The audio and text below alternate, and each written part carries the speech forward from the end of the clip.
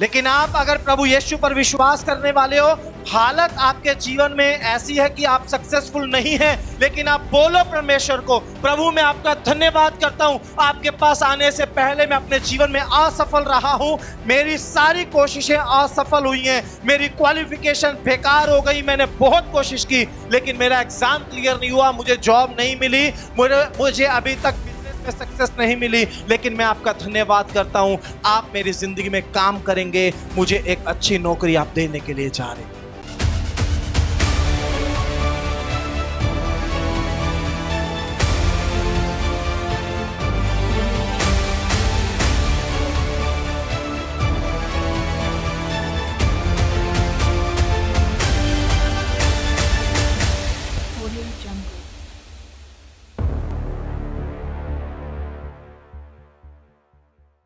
सबको जय मसीह की।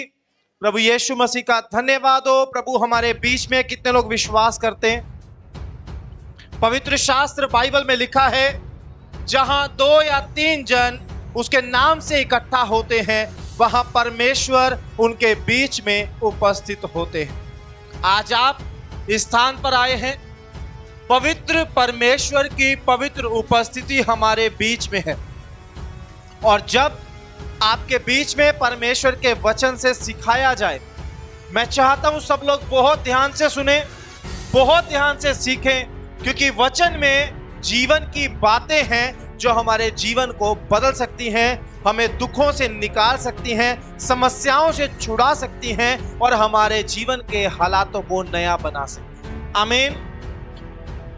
परमेश्वर के वचन में लिखा है, बोलो तो ऐसा बोलो जैसे परमेश्वर का वचन हो, जिससे सुनने वालों पर अनुग्रह हो। यह केवल चर्च में बोलने की बात नहीं है, जब आप अपने घर में हैं तब भी आपके लिए यही बात होनी चाहिए, जब आप अपनी जॉब पर हैं तब भी यही होनी चाहिए, जब आप रिश्तेदारों के बीच में बैठे तब भी ऐसा ही होना चाहिए कि बोले तो ऐसा बोले जिससे सुनने वालों पर अनुग्रह हो। साधारण भाषा में बोले तो वचन में लिखा है, बोलो तो ऐसा बोलो जैसे परमेश्वर का वचन हो, मतलब पवित्रता के साथ बोलो, अच्छा बोलो, पॉजिटिव बोलो, क्योंकि गलत बोलने से आपकी खुद की इमेज लोगों के बीच में खराब होगी, और गलत बातें बोलने से आपके जीवन में बहुत सारे दुख और बहुत सारी परीक्षाएं भी आए। मैंने अक्सर लोगों को बोलने में बहुत सारी गलतियों को करते हुए देखा, खास करके परिवार के अंदर। बहुत सारे माता पिता जब दुख में होते हैं या अपने बच्चों के कारण वो परेशान हो जाते हैं, वो अपने बच्चों को ही श्राप देते हैं अपने मुंह से, तू नालायक है, तेरा कुछ बनने वाला नहीं, तेरा बेड़ा गर्क हो जाएगा, तू अपनी जिंदगी में धक्के खाएगा। ये बातें गुस्से में बोल देते हैं और बाद में इन बातों को अपने बच्चों की जिंदगी में सच होते हुए देखते। मैंने ऐसे बहुत सारे माँ बाप को देखा है जिन्होंने बचपन से अपने बच्चों को डिक्लेयर कर दिया नालायक है, और उनके बच्चे बड़े होके भी नालायक है निकले। बाइबल के अनुसार परमेश्वर ने हमारे बोलने में सामर्थ्य दी है, मतलब जब हम बोलते हैं तो परमेश्वर की ओर से उसमें एक सामर्थ्य है, हमारे बोलने से काम होते हैं। बाइबल में लिखा है, मैं तेरे मुंह के फल का सृजनहार हूं। परमेश्वर हम सबसे बोलते हैं, यानी जो हम बोलेंगे परमेश्वर को सृज देगा, उसको बना देगा, उसको पूरा कर देगा। अब ये आपके हाथ में है, आप अच्छा बोलते हैं, आप बुरा बोलते हैं, आप अपनी जिंदगी में अच्छा होते सब देखना चाहते हैं या बुरा होते हुए देखना चाहते हैं। सुबह से लेकर शाम तक हम जब मुंह खोलते हैं, हम रोते रहते हैं, हम दुखी रहते हैं, दुख की बातें बोलते हैं या विश्वास की बातें बोलते हैं, पॉजिटिव बोलते हैं और अपने लिए कुछ अच्छा देखना चाहते हैं। अगर आप अपनी जुबान को अच्छे से इस्तेमाल करेंगे, आप आशीषित होंगे। अगर आप इसको बुराई के लिए इस्तेमाल करेंगे, आपका जीवन नष्ट होगा और जीवन में बहुत सारी परीक्षाएं आ जाए। बाइबल में लिखा है, जीभ एक आग है, जैसे एक छोटी सी चिंगारी सारे जंगल में आग लगा देती है, ऐसे ही जीव है। आप एक चुगली करने वाले व्यक्ति को देखो, वो एक परिवार में 1 मिनट में, जिस परिवार में बहुत प्यार होगा, वो उस परिवार में 1 मिनट में लड़ाई करवाएगा और परिवार खत्म हो जाएगा। अपनी जुबान को कंट्रोल करना है और अपनी जुबान से अच्छा बोलना है। आमीन, हालेलुया। एक वचन मैं आपके लिए पढ़ना चाहता हूं, नीति वचन अध्याय 18 उसका 21 वचन। जिनके पास बाइबल नहीं है आप ध्यान से सुने जब स्टेज से पढ़ा जाएगा, ताकि इसके बाद जब आपको इस वचन से सिखाया जाए आप सब समझ पाए। नीति वचन 18 का 21। जीवन के वश में मृत्यु और जीव के वश में मृत्यु और जीवन दोनों होते हैं, और जो उसे काम में लाना जानता है वह उसका फल भोगेगा। यहां लिखा है जीव के वश में मृत्यु और जीवन दोनों हैं, जो उसे काम में लाना जानता है वो उसका फल भोगेगा। यानी सब कुछ आपकी जुबान में। आप अच्छा बोलोगे, यीशु मसीह का नाम लेकर पॉजिटिव बोलोगे, आपके लिए सब कुछ अच्छा हो जाएगा। आप इसी जुबान से अपने लिए, अपने भविष्य के लिए, अपने बच्चों के लिए, अपने परिवार के लिए बुरा बोलोगे, आपके लिए सब कुछ नेगेटिव हो जाएगा।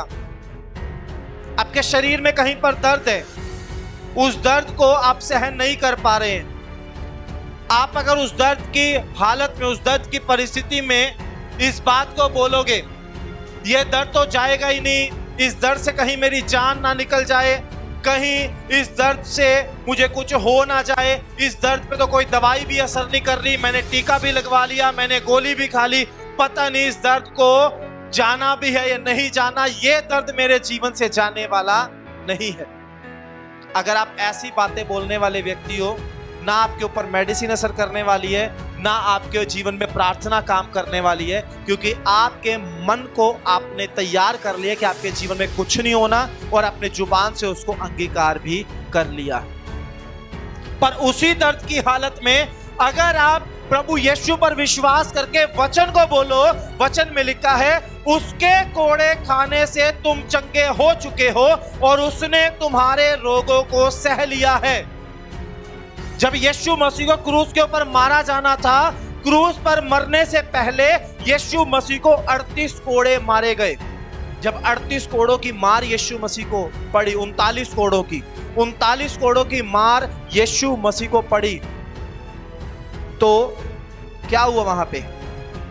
यीशु मसीह ने हम सबकी एक एक बीमारी के लिए उन कोड़ों को सहन किया। आमीन, हालेलुया। उन 39 कोड़ों की मार जब यीशु मसीह ने खाई, वो आपके और मेरी बीमारियों के लिए थी। आज हम उन बातों को अपने मुंह से बोलते हैं, उन वचनों को अपने मुंह से बोलते हैं, तो वो जो सामर्थ्य यीशु मसीह के नाम से मिलता है वो हमारी जिंदगी में काम करता है और हम अपनी बीमारियों से चंगे होते हैं। आप संडे को देखते हो यहाँ पर कितने बड़े बड़े काम प्रभु यीशु मसीह करते हैं। एक बच्ची आई हमारे बीच में बैठी है, 1.5 महीने से उसकी याददाश्त नहीं थी, वो अपने घर के लोगों को नहीं पहचान रही है, वो अपने स्कूल के टीचर्स को नहीं पहचान रही है, उसको कुछ भी याद नहीं है। यहाँ प्रार्थना हुई और परमेश्वर ने इंस्टेंट, उसी घड़ी, उसी टाइम उसको ठीक कर दिया। आज वो हमारे बीच में बैठी हुई। आमीन। ये कैसे है? क्या मुझ में कोई सामर्थ्य है? मैं आपके जैसा इंसान हूं, मैं केवल परमेश्वर से प्रार्थना कर सकता हूं, लेकिन ये सामर्थ्य परमेश्वर के वचन में है।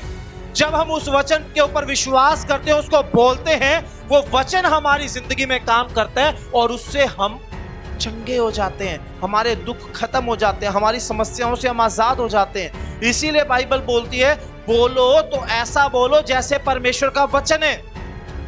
आपके बोलने से काम होंगे। आप अच्छा बोलेंगे तो अच्छा देखोगे अपने जीवन में। यहां पर हमने अभी पढ़ा है, वचन सच्चा है। वचन बोलता है जो अपनी जीव को काम में लाना जानता है उसका फल भोगेगा। मृत्यु और जीवन दोनों आपके मुंह में, चंगाई और छुटकारा आपके जीवन में, सुख और दुख आपके मुंह में। अपने लिए दुख बोलो तो दुख ही होगा।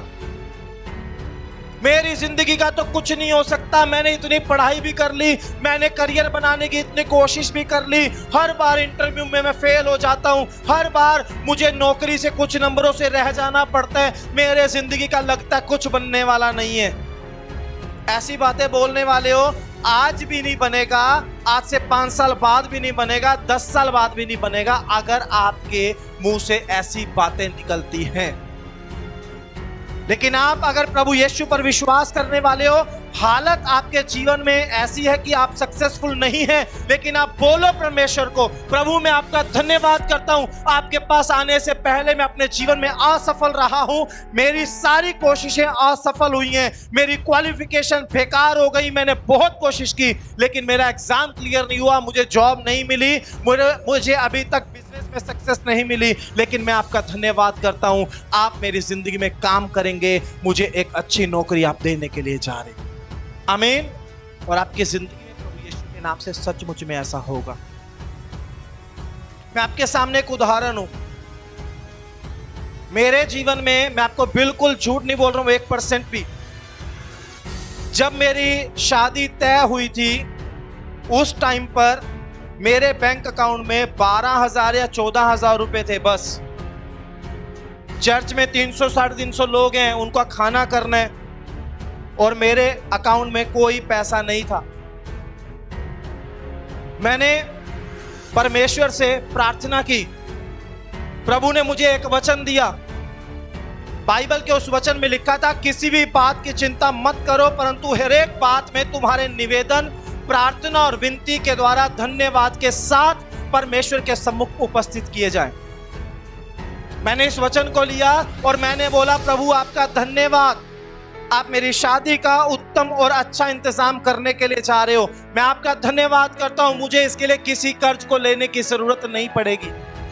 रिश्ता होने के और शादी होने के बीच में 1 महीने का गैप था, मुझे अपनी शादी के लिए कोई कर्जा नहीं लेना था, मैं कर्जा ले लूं, लोगों को दिखा दूं और उसके बाद कर्जा उतारने में कई साल बीत जाएं। रिजेक्टेड, ऐसा प्लान मेरा नहीं था। लोगों के सामने हाथ फैलाऊं, लोगों से मदद मांगूं, मैं परमेश्वर का दास हूं, अगर मैं लोगों के सामने हाथ फैलाऊंगा लोगों को क्या सिखाऊंगा। मैंने सिर्फ और सिर्फ परमेश्वर को बोला और धन्यवाद किया और विश्वास से बोला, प्रभु धन्यवाद, आप मेरा इंतजाम कर चुके हैं। और मैं आपको सच्चाई बोल रहा हूं, परमेश्वर ने एक व्यक्ति को मेरे लिए मदद के लिए खड़ा किया। मैंने उनको बताया भी नहीं मेरी सिचुएशन क्या है, मेरी जेब में पैसा है या नहीं है। उन्होंने बोला, आपकी शादी का खाने का सारा खर्च मैं उठाऊंगा और मैं आपके साथ सारा काम करवाऊंगा, आपको कोई चिंता करने की जरूरत नहीं। आमीन। अगर आप भी अपने जीवन में ऐसे चमत्कार देखना चाहते हैं तो आप आ सकते हैं लिविंग ग्रेस चर्च दिल्ली में, जो एड्रेस आपको अपनी स्क्रीन पर शो हो रहा है। इस एड्रेस पर आपको आना है। अधिक जानकारी के लिए आप दिए गए नंबर पर संपर्क कर सकते हैं।